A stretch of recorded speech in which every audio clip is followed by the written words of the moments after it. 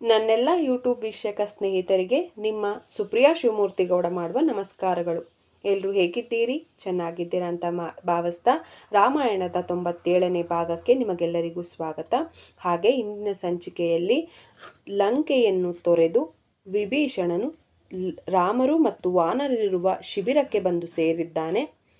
ಹಾಗೆ ಅಲ್ಲಿರುವಂತಹ ಸುಗ್ರೀವರು, ಹನುಮಂತರು, ರಾಮರು, ವಾನರರೆಲ್ಲ ವಿಭೀಷಣನ ಬಳಿ ಯಾವ ರೀತಿ ಮಾತಾಡ್ತಾರೆ ಅನ್ನೋದನ್ನ ಈ ಒಂದು ಭಾಗದಲ್ಲಿ ನೋಡೋಣ ಸ್ನೇಹಿತರೆ.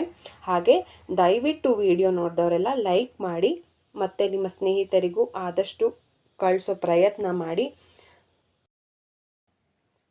ವಿಭೀಷಣನು, ಓಹೋ ವಾನರರೇ, ನಾನು ರಾವಣನ ಮಲಸಹೋದರ. ಈ ಪೂರ್ವದಲ್ಲಿ ರಾವಣನ ಮಂತ್ರಿಯಾಗಿದ್ದ ನಾನು ಅವನು ಸೀತೆಯನ್ನು ರಾಮನಿಗೆ ಹಿಂದಿರುಗಿಸಬೇಕೆಂದು ಮತ್ತೆ ಮತ್ತೆ ತಿಳಿ ಹೇಳಿದೆ. ಆದರೆ ಅವನು ನನ್ನ ಸಲಹೆಯನ್ನು ನಿರೀಕ್ಷಿಸಿದನು. ಅವನಿಂದ ಕಠೋರವಾದ ಮಾತುಗಳಿಂದ ತೆಗೆಳಿಸಿಕೊಂಡು ನನ್ನ ಮನೆ, ಮಡದಿ ಮತ್ತು ಮಕ್ಕಳನ್ನು ಬಿಟ್ಟಿರುವ ನಾನು ರಾಮನ ಪಾದ ಪದ್ಮಗಳಲ್ಲಿ ಆಶ್ರಯ ಪಡೆಯಲು ಬಂದಿರುವೆನು. ಆದ್ದರಿಂದ ದಯವಿಟ್ಟು ಅವನ ಬಳಿ ಹೋಗಿ ನನ್ನ ಉದ್ದೇಶಗಳನ್ನು ತಿಳಿಸಿ ಎಂದನು. ರಾಮನ ಬಳಿ ಹೋದ ಸುಗ್ರೀವನು, ರಾಕ್ಷಸ ವೈರಿಗಳಲ್ಲಿ ಒಬ್ಬಾತನು ಇಲ್ಲಿಗೆ ಬಂದಿರುವನು. ಅವನು ರಾವಣನನ್ನು ತ್ಯಜಿಸಿರುವನೆಂದು ಹೇಳುತ್ತಿದ್ದರೂ ಅವನನ್ನು ನಂಬಲು ಸಾಧ್ಯವಾಗುತ್ತಿಲ್ಲ. ಖಂಡಿತವಾಗಿ ಒಬ್ಬ ರಾಕ್ಷಸನನ್ನು ಯಾರು ನಂಬಲಾರರು. ಅವನೊಬ್ಬ ಗುಪ್ತಚರನಾಗಿರಬೇಕು. ನಾವು ಅವನನ್ನು ನಂಬಿದರೆ ಅನಿರೀಕ್ಷಿತ ಸಮಯದಲ್ಲಿ ಅವನು ನಮಗೆ ದೊಡ್ಡ ಹಾನಿಯುಂಟು ಮಾಡಬಹುದಾದ್ದರಿಂದ ನಾವು ಅವನನ್ನು ಕೂಡಲೇ ಕೊಲ್ಲಬೇಕೆಂಬುದು ನನ್ನ ಸಲಹೆ ಎಂದನು. ಆದರೆ ಹನುಮಂತನ ಮುಖಂಡತ್ವದಲ್ಲಿದ್ದ ಇತರ ವಾನರರ ಬಳಿ ಹೋದ ರಾಮನು ಅವರ ಅಭಿಪ್ರಾಯವನ್ನು ಕೇಳಿದಾಗ ಅವರು, ಪ್ರಿಯ ಪ್ರಭುವೇ ರಾಮನೇ, ನೀನು ಸರ್ವಜ್ಞಾನನಾಗಿರುವುದರಿಂದ ನಮ್ಮನ್ನು ಗೌರವಿಸುವುದಕ್ಕಾಗಿ ನಮ್ಮಲ್ಲಿ ಈ ಪ್ರಶ್ನೆಯನ್ನು ಕೇಳುತ್ತಿರುವೆ ಎಂದು ನಮಗೆ ತಿಳಿದಿದೆ ಎಂದರು. ಆಗ ಅಂಗದನು ಹೀಗೆ ಸೂಚಿಸಿದನು, ಈ ರಾಕ್ಷಸನ ಉಪಸ್ಥಿತಿಯು ನಮಗೆ ಲಾಭ ನೀಡುವುದಾದರೆ ಅವನನ್ನು ಅತಿ ಜಾಗರೂಕತೆಯಿಂದ ಸ್ವೀಕರಿಸಬೇಕು. ಆದರೆ ಅಪಾಯವನ್ನೊಡ್ಡುತ್ತಿದ್ದರೆ ನಾವು ಅವನನ್ನು ದೂರ ಮಾಡಬಹುದು ಎಂದನು. ವಾನರರ ಗುಂಪಿನಲ್ಲಿದ್ದಂತಹ ಸರಭನು ಅವನನ್ನು ಸದಾ ಗಮನಿಸುತ್ತಿರಲು ಯಾರನ್ನಾದರೂ ನೇಮಿಸಬೇಕು. ಅವನನ್ನು ಸಂಪೂರ್ಣವಾಗಿ ಪರೀಕ್ಷಿಸಿದ ಬಳಿಕ ಅವನನ್ನು ನಮ್ಮ ಮಿತ್ರನೆಂದು ಕಂಡುಬಂದರೆ ಅವನನ್ನು ಸ್ವೀಕರಿಸಬೇಕು ಎಂದು ಅಭಿಪ್ರಾಯ ವ್ಯಕ್ತಪಡಿಸಿದನು. ಜಾಂಬವಂತನು ಎಚ್ಚರಿಸಿದನು, ಈ ರಾಕ್ಷಸನನ್ನು ತೀವ್ರ ಎಚ್ಚರಿಕೆಯಿಂದ ಮತ್ತು ಅನುಮಾನದಿಂದ ಗಮನಿಸಬೇಕು. ಆಗ ಮೈಂದನು ಯಾವುದೇ ತೀರ್ಮಾನವನ್ನು ತೆಗೆದುಕೊಳ್ಳುವ ಮುನ್ನ ಅವನಿಗೆ ಪ್ರಶ್ನೆಗಳನ್ನು ಕೇಳುವ ಮೂಲಕ ನಾವು ಅವನನ್ನು ಸಂಪೂರ್ಣವಾಗಿ ಪರೀಕ್ಷಿಸಬೇಕು ಎಂಬುದಾಗಿ ಸಲಹೆಯನ್ನು ನೀಡಿದನು. ಆಗ ಸದಾ ವಿವೇಕಶಾಲಿಯಾಗಿದ್ದ ಹಾಗೂ ವಾಗ್ವಿಶಾರದನಾದ ಹನುಮಂತನು, ನಮಗೆ ವಿಭೀಷಣನನ್ನು ಪರೀಕ್ಷಿಸಲು ಸಮಯವಿಲ್ಲ. ನನ್ನ ಅಭಿಪ್ರಾಯದಲ್ಲಿ ಅವನು ಸಂಪೂರ್ಣ ಶ್ರದ್ಧೆಯಿಂದ ಭಗವಾನ್ ರಾಮನ ಆಶ್ರಯವನ್ನು ಪಡೆಯಲು ಬಂದಿರುವನು.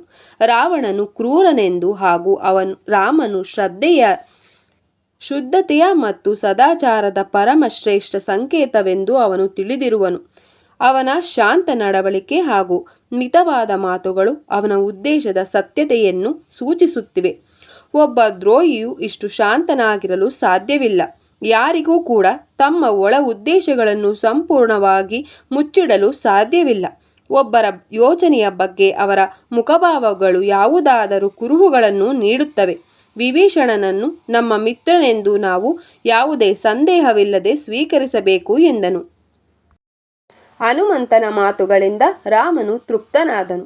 ಆದರೂ ಸುಗ್ರೀವನು ಹೀಗೆ ಹೇಳಿದನು, ವಿಭೀಷಣನು ತನ್ನ ಅಣ್ಣನನ್ನು ಕೇಡುಗಾಲದಲ್ಲಿ ತೊರೆದಿರುವ ಕಾರಣದಿಂದ ಅವನು ಯಾರಿಗಾದರೂ ಮೋಸ ಮಾಡಬಹುದೆಂದು ನಾನು ತಿಳಿಯಬೇಕು ಎಂದನು. ಇದನ್ನು ಕೇಳಿದ ರಾಮನು, ವಿಭೀಷಣನು ರಾಮನನ್ನು ಪ್ರಾಮಾಣಿಕವಾಗಿ ತ್ಯಜಿಸಿದ್ದಾನೆ ಎಂದು ನಾನು ನಂಬುತ್ತೇನೆ. ಇಂತಹ ಮನಸ್ತಾಪಗಳು ರಾಜಮನೆತನಗಳಲ್ಲಿ ಸಾಮಾನ್ಯವಾಗಿ ಇರುತ್ತವೆ. ಆದ್ದರಿಂದ ನಾವು ಅವನನ್ನು ನಮ್ಮ ಮಿತ್ರನೆಂದು ಸ್ವೀಕರಿಸಿ ಸ್ವಾಗತಿಸೋಣ ಎಂದರು. ಇನ್ನೂ ಮನವರಿಕೆಯಾಗದೆ ವಿನಯಪೂರ್ವಕವಾಗಿ ಪ್ರತಿಭಟಿಸಿದ ಸುಗ್ರೀವನು ಅವನನ್ನು ರಾವಣನೇ ಕಳುಹಿಸಿರಬೇಕು. ಆದ್ದರಿಂದ ನಮ್ಮ ಸುರಕ್ಷತೆಗಾಗಿ ನಾವು ಅವನನ್ನು ಕೂಡಲೇ ಸೆರೆ ಹಿಡಿದು ಕೊಲ್ಲಬೇಕು. ನಾವು ಅವನನ್ನು ಸ್ವೀಕರಿಸಿದ್ದೇ ಆದಲ್ಲಿ ಅವನು ನಮ್ಮ ವಿರುದ್ಧ ಯಾವ ಕ್ಷಣದಲ್ಲಾದರೂ ತಿರುಗಿ ಬೀಳಬಹುದು ಎಂದು ನನಗನಿಸುತ್ತಿದೆ ಎಂದನು. ಆಗ ರಾಮನು ನಗುತ್ತಾ ಹೀಗೆ ಹೇಳಿದನು, ಈ ರಾಕ್ಷಸನನ್ನು ನನಗೆ ಹಾನಿಯುಂಟು ಮಾಡಬಹುದೆಂದು ನೀನು ನಿಜವಾಗಿ ಯೋಚಿಸುತ್ತಿರುವೆಯೇ ಸುಗ್ರೀವ? ಈ ಎಲ್ಲ ರಾಕ್ಷಸರನ್ನು ಮತ್ತು ಅಸುರರನ್ನು ನಾನು ಕೇವಲ ನನ್ನ ಬೆರಳಿನ ತುದಿಯಿಂದಲೇ ಕೊಲ್ಲಬಲ್ಲೆನು. ಈ ಮುಂದಿನ ಕಥೆಯನ್ನು ನಾನು ಹೇಳುತ್ತೇನೆ, ದಯವಿಟ್ಟು ಆಲಿಸು. ಒಮ್ಮೆ ಬೇಡನೊಬ್ಬನು ಪಾರಿವಾಳವೊಂದನ್ನು ತನ್ನ ಜಾಲದಲ್ಲಿ ಹಿಡಿದನು. ನಂತರ ಅವನು ಸಮೀಪದಲ್ಲಿದ್ದಂತಹ ಒಂದು ಮರದ ಕೆಳಗೆ ವಿರಮಿಸಿದ್ದನು. ಸೆಡೆ ಹಿಡಿದಿದ್ದಂತಹ ಪಾರಿವಾಳದ ಪತ್ನಿಯು ಅದೇ ಮರದಲ್ಲಿ ನೆಲೆಸಿದ್ದಳು. ಆ ವ್ಯಾಧನು ತನ್ನ ಮನೆಗೆ ಬಂದಿರುವುದನ್ನು ಕಂಡ ಅವನಿಗೆ ಪುಷ್ಕಳವಾದ ಆತಿಥ್ಯವನ್ನು ನೀಡಿದಳು. ನಿಜವಾಗಿ ಬೇಟೆಗಾರನಿಗೆ ಕೊಡಲು ಅವಳ ಬಳಿ ಏನೂ ಇರಲಿಲ್ಲ.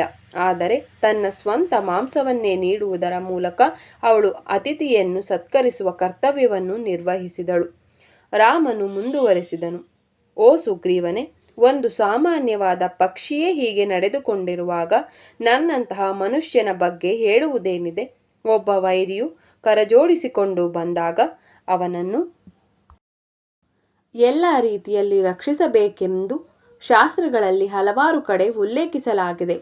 ಕೇವಲ ಭಯದಿಂದ ಅಥವಾ ಮೂರ್ಖತನದಿಂದ ಇದಕ್ಕೆ ವಿರುದ್ಧವಾಗಿ ನಡೆದುಕೊಳ್ಳುವವರು ಪಾಪಕ್ಕೆ ಒಳಗಾಗುತ್ತಾರೆ ಎಂಬುದಾಗಿ ಕಂಡು ಒಬ್ಬ ಮಹರ್ಷಿಗಳು ಸೂಚಿಸಿದ್ದಾರೆ.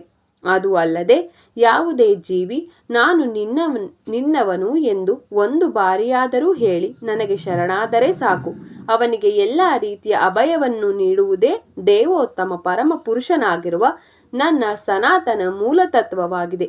ಹೀಗಿರುವಾಗ ರಾವಣನು ನನಗೆ ಶರಣಾಗತನಾದರೆ ನಾನು ಅವನಿಗೂ ಕೂಡ ಎಲ್ಲ ರಕ್ಷಣೆಗಳನ್ನು ಕೊಡುತ್ತೇನೆ ಎಂದು ಶ್ರೀರಾಮಚಂದ್ರ ಪ್ರಭುಗಳು ತಿಳಿಸಿದರು. ರಾಮನ ಉದಾತ್ತವಾದ ಮಾತುಗಳನ್ನು ಕೇಳಿ ಸುಗ್ರೀವನ ಹೃದಯವು ಪ್ರೇಮದಿಂದ ತುಂಬಿತು. ಅಷ್ಟು ಪೂರ್ಣನಾದ ಅವನು, ಓಹೋ ರಾಮನೇ, ನಿನ್ನ ಮಾತುಗಳನ್ನು ಹಾಗೂ ಕೃತ್ಯಗಳನ್ನು ನಿನ್ನ ಮಹೋನ್ನತ ಸ್ಥಿತಿಗೆ ಯಾವಾಗಲೂ ಅನುಗುಣವಾಗಿಯೇ ಇರುತ್ತದೆ. ವಿಭೀಷಣನು ಪ್ರಾಮಾಣಿಕನೆಂದು ನನಗೂ ಅನಿಸುತ್ತಿದೆ. ಆದ್ದರಿಂದ ವಿಳಂಬವಿಲ್ಲದೆ ಮಿತ್ರತ್ವವನ್ನು ಬೆಳೆಸುವಂತಾಗಲಿ ಎಂದನು. ರಕ್ಷಣೆಯ ಆಶ್ವಾಸನೆಯನ್ನು ಪಡೆದ ನಂತರ ಭೂಮಿಗೆ ಇಳಿದು ಬಂದ ವಿಭೀಷಣನು ಭಗವಾನ್ ರಾಮನ ಪಾದ ಪದ್ಮಗಳಿಗೆ ಉದ್ದಂಡ ನಮಸ್ಕಾರವನ್ನು ಸಲ್ಲಿಸಿದನು. ಸಂಪೂರ್ಣವಾದ ಶರಣಾಗತಿಯ ಭಾವದಲ್ಲಿದ್ದ ಅವನು, ನಾನು ರಾವಣನ ಕಿರಿಯ ಮಲ ಸಹೋದರ ಮತ್ತು ನನ್ನ ಹೆಸರು ವಿಭೀಷಣ. ರಾಕ್ಷಸರ ರಾಜನ ಹಿತಕ್ಕಾಗಿಯೇ ನಾನು ಸಲಹೆ ನೀಡಿದರೂ ಅವನು ನನ್ನನ್ನು ಒರಟಾದ ಮಾತುಗಳಿಂದ ತೆಗಳಿದನು. ಆದ್ದರಿಂದ ನನ್ನ ಮನೆಯನ್ನು, ಕುಟುಂಬವನ್ನು ಮತ್ತು ಸ್ವತ್ತುಗಳನ್ನು ಪರಿತ್ಯಜಿಸಿರುವ ನಾನು ನಿನ್ನ ಶುದ್ಧ ಭಕ್ತಿ ಸೇವೆಯಲ್ಲಿ ನಿರತನಾಗಿರಲು ಬಂದಿರುವೆನು. ಈಗ ನನ್ನ ಜೀವನವನ್ನು ನಿನಗಾಗಿ ಮುಡಿಪಾಗಿಟ್ಟಿರುವ ನನ್ನ ಮೇಲೆ ನೀನು ನಿಷ್ಕರಣವಾದಂತಹ ದಯೆಯನ್ನು ಅನುಗ್ರಹಿಸಬೇಕೆಂದು ನಾನು ಬೇಡುತ್ತೇನೆ ಎಂದನು.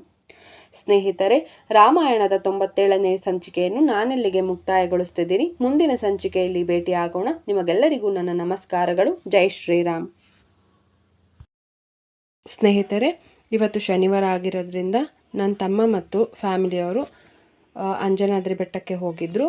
ಅದು ಶ್ರೀ ಹನುಮಾನರ ಜನ್ಮಭೂಮಿಯಾಗಿದ್ದು 575 ಮೆಟ್ಟಿಲುಗಳಿದ್ದು ಮೇಲೆ ಕೇಸರಿ ಬಣ್ಣದ ಆಂಜನೇಯ ಸ್ವಾಮಿಯ ಮೂರ್ತಿ ಇದೆ. ಹಾಗೆಯೇ ರಾಮ, ಲಕ್ಷ್ಮಣ, ಸೀತಾದೇವಿ ಹಾಗೂ ಆಂಜನೇಯ ಸ್ವಾಮಿಯ ಒಂದು ಮೂರ್ತಿ ಸಹಿತ ಇದೆ. ಮತ್ತು ಸ್ವಲ್ಪ ಮುಂದೆ ಹೋದರೆ ಅಂಜನಾದೇವಿಯು ಮಡಿಲಲ್ಲಿ ಆಂಜನೇಯ ಸ್ವಾಮಿಯನ್ನು ಕೂರಿಸ್ಕೊಂಡಿರೋದು ಒಂದು ಮೂರ್ತಿ ಸಹಿತ ಇದೆ. ಅದ್ರ ಒಂದು ಪ್ಲೇಸ್ ತುಂಬ ಚೆನ್ನಾಗಿದ್ದು, ಇದು ಅಲ್ಲಿ ಮೇಲೆ ನಿಂತು ನೋಡಿದಾಗ ಹಂಪಿ ಸಹಿತ ಕಾಣುತ್ತೆ. ಒಂದು ಪ್ರಶಾಂತವಾಗಿರುವಂತಹ ಸ್ಥಳ ಹಾಗೂ ಆಂಜನೇಯ ಸ್ವಾಮಿಯ ದರ್ಶನವು ತುಂಬ ಚೆನ್ನಾಗಾಗಿದೆ. ಆ ಒಂದು ಪಿಕ್ಗಳನ್ನ ನಾನು ನಿಮ್ಮ ಜೊತೆ ಶೇರ್ ಮಾಡ್ತಾ ಇದ್ದೀನಿ. ಜೈ ಶ್ರೀರಾಮ್.